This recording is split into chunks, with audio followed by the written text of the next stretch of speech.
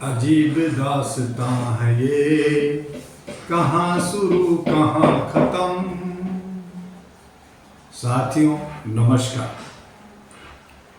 आज हम लोग भारतवासी 150 करोड़ की आबादी, 65 करोड़ हमारे युवा वर्ग जो IAS IPS डॉक्टर इंजीनियर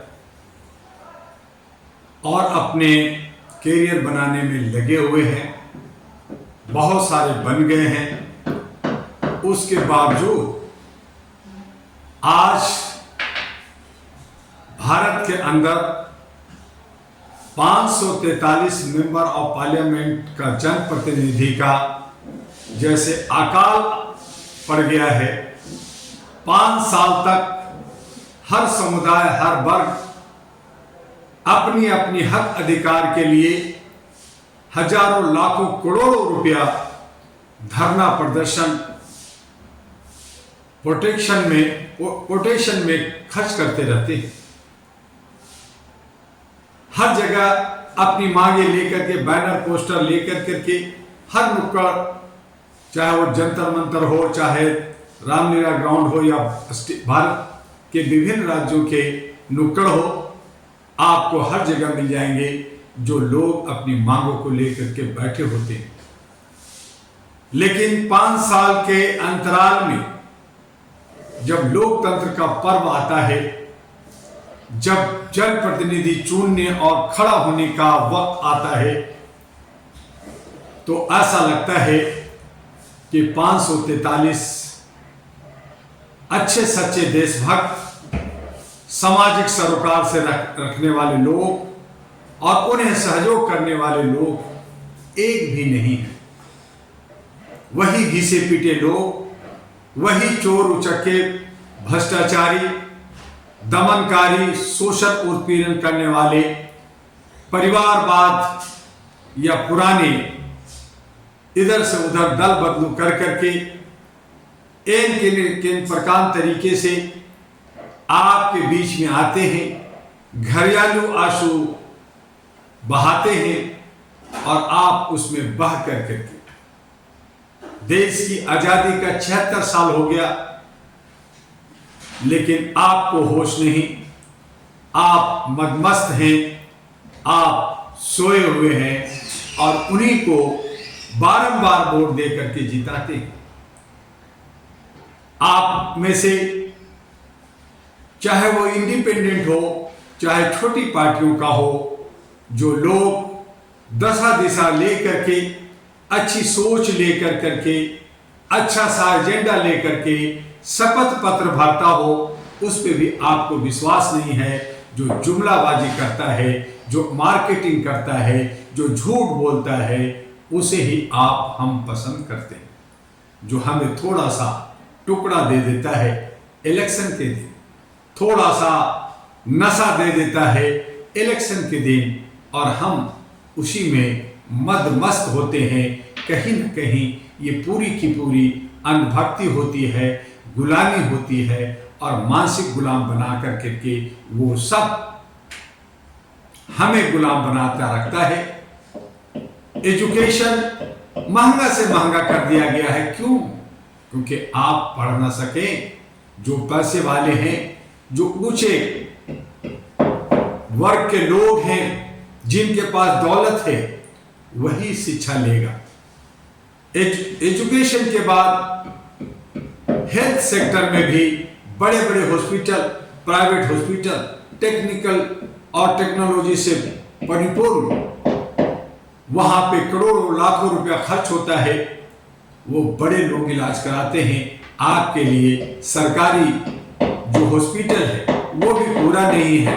जो सरकारी हॉस्पिटल है उसमें डॉक्टर नहीं है, सरकारी हॉस्पिटल है उसमें दवा नहीं है, बेड नहीं है, बरसात होता है, बाढ़ होता है, वो अस्पताल में पानी भर जाता है, मच्छर भरा होता है, कुत्ते वहां पे आपको घूमते हुए और गंदगी भरा पड़ा मिलेगा। यही हमारे और आपके किस्मत में। तो शिक्षा नहीं ले सकते, स्वास्थ्य नहीं ले सकते, आप तड़प तड़प के मरते रहिए और वो व्यवसाय करेंगे, वो आपको लूटेंगे, आप पे राज करेंगे और आप उसे हंसते हंसते वोट करते हैं। सुरक्षा नाम की चीज नहीं है। हमारी बहू बेटियों की इज्जत लूटी जाती है। हमारे फूस का एक घर नहीं होता जहां हमें सुरक्षा मिल सके। हमारी छोटी छोटी बच्चियां जो पढ़ना चाहती है, जो कुछ करना चाहती है, वो घरों से बाहर निकलती है, लेकिन वो सुरक्षित नहीं है। उनको तार तार किया जाता है। ये बड़े लोग बड़े बंगलों में, बड़े बड़े सिक्योरिटी में, बड़े बड़े गाड़ियों में घूमते हैं, उनको कोई फर्क नहीं पड़ता, वो उनकी कोई इज्जत नहीं होता। वो तो अपनी इज्जत को हथेली पे लेके चलते हैं, वो दूसरे की इज्जत को तार तार करते हैं, अपना वह कहां देखते हैं। तो इस तरह से आज हमारा समाज जो 150 करोड़ की आबादी में 543 पढ़े लिखे लोग, चाहे वो आईएएस, आईपीएस, रिटायर्ड जजेज है, जस्टिस है, हमारे इंजीनियर्स है, डॉक्टर्स है और बहुत सारे सामाजिक कार्यकर्ता हैं, बहुत सारे पार्टियों में बना करके जो 40 साल 50 साल से काम कर रहे हैं, बहुत सारे योगदान भारत के अंदर दिया है। हर टेक्नोलॉजी, हर क्षेत्र से लोग हैं, लेकिन वो सब में से जहां पे विधायिका बनाने की है, जहां से सारा कानून और सारा सिस्टम, सारा व्यवस्था बनाई जाती है, बिगाड़ी जाती है, उसको गवर्न की जाती है, वहां घुसना नहीं चाहते, जाना नहीं चाहते और फिर कहते कि मैं अंबेडकरवादी हूं, मैं लोहियावादी हूं, मैं जयप्रकाशवादी हूं, मैं गौतम बुद्ध को मानता हूं। ये झूठ। ये तमाम लोग जो अंबेडकर को बेच करके रोटी खा रहे हैं, रोटी सेक रहे हैं, चंदा खा रहे हैं, कार्यक्रम करते हैं, उनमें इतनी ताकत नहीं है कि वो 543 अपने जनप्रतिनिधि को नॉमिनेशन करा सके। 543 जनप्रतिनिधि सामने एक लिस्ट बनाए कि ये हमारा जनप्रतिनिधि होगा और अगर किसी को इसकी काट करनी है तो सामने आए। अगर ऊंच नीच होगा, अगर कहीं छूट होगा तो हम उसमें से रद्दो बदल कर सकते हैं। इसमें किसी में सलाहियत नहीं।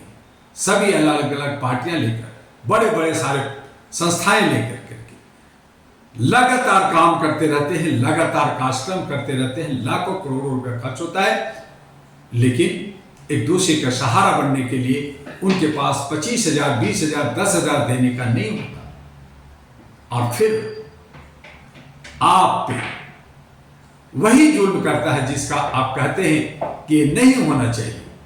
वही लोग आप पे राज करते हैं जो आपके खून चूसा है, भ्रष्टाचार किया है, लूटा है, व्यवसायियों को लूटा हो, चाहे वो आपका छोटे व्यापारियों को लूटा हो, चाहे आपको जीएसटी के नाम पे, चाहे टैक्स के नाम पे, कैसे भी आपको लूटा है। और आपको कहा जाता है हम आपको थोड़ा सा अनाज फ्री दे रहे हैं, पानी दे रहे हैं, बिजली दे रहे हैं, ये दे रहे हैं, वो दे रहे हैं। ये सब लॉलीपॉप जो आपके पैसे का, आपके घर का, आपका दौलत, आपका सारा कुछ आपके बीच में देने की बात करता है। वो भी आपका सेवक, वो भी आपका चौकीदार। और जो भ्रष्टाचार में जेल जाते हैं, जो भ्रष्टाचार में पकड़े जाते हैं, वो शान से बाहर आकर के कहते हैं कि बड़े बड़े नेता जेल जाते हैं। ये तो जेल हमारे लिए जो है पूजा स्थल है, जहां से आशीर्वाद मिलता है। वहां से निकल के कोई प्रधानमंत्री बनता है, कोई गृह मंत्री बनता है, कोई मिनिस्टर बनता है, और हम ही लोग बनाते हैं। अजीब बात है, एक 100 रुपया लूटता है, 5 रुपया लूटता है, और हम कहते हैं कि 5 रुपया वाला चोर नहीं है, 100 रुपये वाला चोर है, चोर 100 रुपये वाले को पकड़ा जाए। अरे भैया, 5 रुपया, 10 रुपया, 20 रुपये जितने भी लूटा है, छोटे से बड़े सभी का को जो है सजा मिलनी चाहिए। कानून के अंदर एक ही कानून है, चाहे 5 रुपया वाला हो या 100 रुपये वाले हो, सबको जेल होना चाहिए। और जो जेल में जाता हो, सजाता हो, वो जनप्रतिनिधि ना बने। उन पे इलेक्शन कमीशन रोक लगाए कि ऐसे लोग जो है नॉमिनेशन नहीं करा सकते। लेकिन मजे की बात है कि जेल के अंदर बैठ करके भी नॉमिनेशन होता है, और वो उसे जनता चुन लेती है और वो फिर कोई तड़ी पार हो या कोई बहुत बड़ा जुर्म भी किया हो, लेकिन वो होम मिनिस्टर बनेगा, वो कैबिनेट मिनिस्टर बनेगा, वो लॉ मिनिस्टर बनेगा, वो हेल्थ मिनिस्टर बनेगा। कमाल की बात है। और हम बड़े शान से कहते हैं कि ये बड़ा लोकतंत्र है, हम लोकतंत्र का त्यौहार मनाते हैं, हमसे बड़ा लोकतंत्र किसी देश में नहीं है। हम लोग धर्मनिरपेक्ष राष्ट्र की बात कर रहे हैं, सेकुलर देश की बात करते हैं और अच्छे सच्चे की कामना करते हैं, शांति की कामना करते हैं। अफसोस होता है। इसलिए इस वीडियो के मार्फत से मेरा सिर्फ इतना कहना है कि अगर आप लोकतंत्र को सही तरीके से समझते हैं, अगर अपने संविधान को बचाना चाहते हैं, अगर आप अच्छा सच्चा व्यवस्था चाहते हैं, अगर आप अपने हक और अधिकार चाहते हैं, आप आर्थिक आजादी चाहते हैं जिसमें रोजगार, शिक्षा, स्वास्थ्य और सुरक्षा आपका पुश्ता हो, आपके सभी समस्या का समाधान सिंगल विंडो सिस्टम से हो, आपको जिस तरह से बांटा गया है उन्हीं के तरीकों से आपको सामाजिक भागीदारी मिले, तब हम सब सुकून से, शांति से, आपसी प्यार से रह सकते हैं।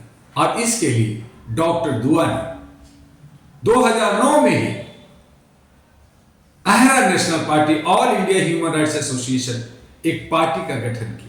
इसकी जरूरत नहीं थी, बीच में हम लोगों ने इस पे ज्यादा सीरियस नहीं लिया। हमने देखा कि कुछ लोग आ रहे हैं, कुछ आंदोलन कर रहे हैं, अच्छा करेंगे, लेकिन नहीं, जो सत्ता में जाते हैं वो भेड़िया हो जाते हैं, जो सत्ता में जाते हैं वो चोर हो जाते हैं। उसे हमें एक व्यवस्था, और ये इसलिए होता है कि हम पार्टी बदल देते हैं, हम जो है कैंडिडेट भी बदलते हैं, लेकिन व्यवस्था नहीं बदलती। और हम उन्हीं घिसे पीटे, उन्हीं के जो भाई भतीजावाद होता है उनका, उनको जो हमारे देश को लूटता है, उन्हीं में से हम जनप्रतिनिधि चुन लेते हैं। हमें सब कुछ बदलना हो और इसके लिए अहरा नेशनल पार्टी आई। हमने 25 साल लगातार मानवाधिकार के लिए काम किया, लोगों को जागरूक किया और उसमें महसूस किया कि हम जहां सेवा भाव से काम कर रहे हैं वहां पे हमें अधिकार चाहिए, वहां पे हमें अच्छा गुड गवर्नेंस के लिए हमें सत्ता में जाना होगा। यही अंबेडकर जी ने कहा, यही गांधी जी ने कहा, यही नेहरू ने कहा, यही जयप्रकाश ने कहा, यही लोहिया ने कहा, यही काशीराम ने कहा कि अगर आप हक अधिकार चाहते हो, आप चाहते हो कि समाज बेहतर हो, आप चाहते हो कि देश तरक्की करे और बेहतर हो, तो अच्छे सच्चे नौजवानों को, महिलाओं को आधी आधी की भागीदारी दे करके, 50-50 की भागीदारी दे करके उनको आगे बढ़ाए। 25 साल अथक प्रयास हम लोगों ने पूरे भारत में किया। भारत के बाहर 14-15 देशों में हम लोग काम कर रहे हैं। जब 37 साल हुआ तब हमने 2009 में 25 साल काम करने के बाद अहरा नेशनल पार्टी का गठन किया।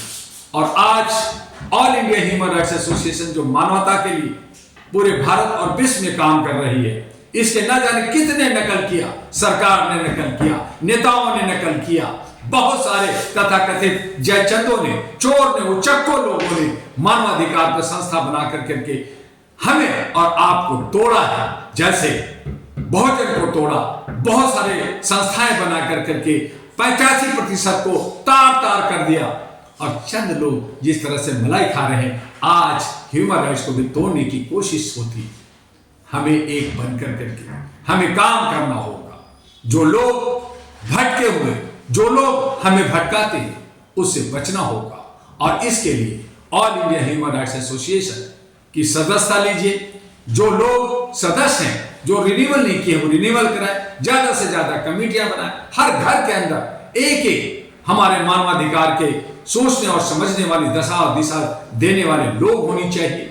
उसके लिए हमें आगे बढ़ना होगा, हमें जात पात से बाहर निकलना होगा, हमें धर्म कर्म से बाहर निकलना होगा। ये हमारी आस्था है, हम घर में मनाएंगे, लेकिन जहां तक राष्ट्र की बात होगी हम सिर्फ राष्ट्र की बात करेंगे। वहां किसी तरह का कोई भेदभाव नहीं, कोई डिस्क्रिमिनेशन नहीं होगा। और इसके लिए all India human rights association एक कदम आगे बढ़ा और फिर एक मीडिया हाउस बना जिसमें 243 सोशल मीडिया और हमने प्रिंट मीडिया मैगजीन भी निकाला और इसे ज्यादा खर्च था, इसे थोड़ा सा रोका गया। पुनः हम इस पे आगे काम करने जाना चाहते हैं। हम प्रिंट भी आप तक पहुंचाना चाहते हैं, हम जो है इलेक्ट्रॉनिक मीडिया भी आप तक पहुंचाना चाहते हैं ताकि आपको सही रास्ता मिले और इसे गुड गवर्नेंस के लिए आपको सत्ता मिले, आपको अधिकार मिले, आपको किसी तरह का टॉर्चर ना किया जाए, आपको कोई दबा ना सके। इसके लिए जरूरी है कि जो आपको पार्टियों में घुसने नहीं देना चाहता, जो लोग गुंडे बदमाश की एक टीम बना रखा है, आप अहरा नेशनल पार्टी को मजबूत कीजिए और अपने हक अधिकार के लिए, अपने आर्थिक आजादी के लिए, अपनी सामाजिक भागीदारी के लिए शिक्षा, स्वास्थ्य, सुरक्षा कायम हो और महिला और पुरुष का 50-50, 50-50% का हिस्सा हो। ऐसी सोच रख करके आप अपना पार्टी, अपना घर, अपना अधिकार अहरा को बनाइए। ये किसी दुआ की नहीं है, किसी एक व्यक्ति की नहीं है, ये सबका समूह का होगा और इसीलिए सर्वजन हिताय मानवाधिकार का नारा दिया है। सर्वजन हिताय, इसी में आपका कल्याण है कि आप मानवीय मूल्यों को समझें। मानवता आपका धर्म है, इंसानियत आपका धर्म है, ह्यूमैनिटी आपका धर्म है और सबका, अल्लाह हो चाहे गॉड हो चाहे भगवान हो, सबका ईश्वर हो, एक है और वही हम उन्हीं की छतरी में जीते हैं। हम राम के आदर्शों को मानने वाले हैं। हम राम को ला करके, हम बहुरूपिया बन करके रावण का भेष में, राम का चोला पहन करके हमारे बीच में वो भेड़ियों की तरह घुसना चाहता है। ये राक्षस, ये असुर, ये हमें लूट रहा, इनसे बचना होगा और हम अपने आदर्शों को, राम के आदर्शों पे हम चलें कि जे हाँ, माँ बाप का इज्जत करते हुए हमारे राम जेल गए, उन्हीं राम का मान सम्मान और दर्शों को मान करके भरत ने खड़ा रख करके 12 साल राज किया। लेकिन आज लोग लोभी और लालची हो गए हैं, सत्ता के कुर्सी पर बैठा रहना चाहते हैं हर एक प्रकार तरीके से, चाहे वो कोई किसी को जेल भेज दो, किसी को ईडी लगा दो, किसी को इनकम टैक्स लगा दो, किसके पीछे जो है सीबीआई लगा दो, किसी को बदनाम कर दो, उनको इसी तरह से उत्पीड़ित और शोषित कर करके राज करना चाहते हैं। वो नहीं जानते कि एक दिन उन्हें भी जाना होगा, वो नहीं जानते कि एक दिन उनका शरीर नश्वर है, वो खत्म हो जाएगा और इस तरह की बेईमानी उनको जो बददुआएं लगेगी और जो उनके सारे समाज उस पर जब थूकेगा, उसके परिवार छत बिछत हो जाएगा और उसे जो मोक्ष की प्राप्ति सोच रहे हैं वो जो है नरक में जाएगा, ये नहीं सोचा है।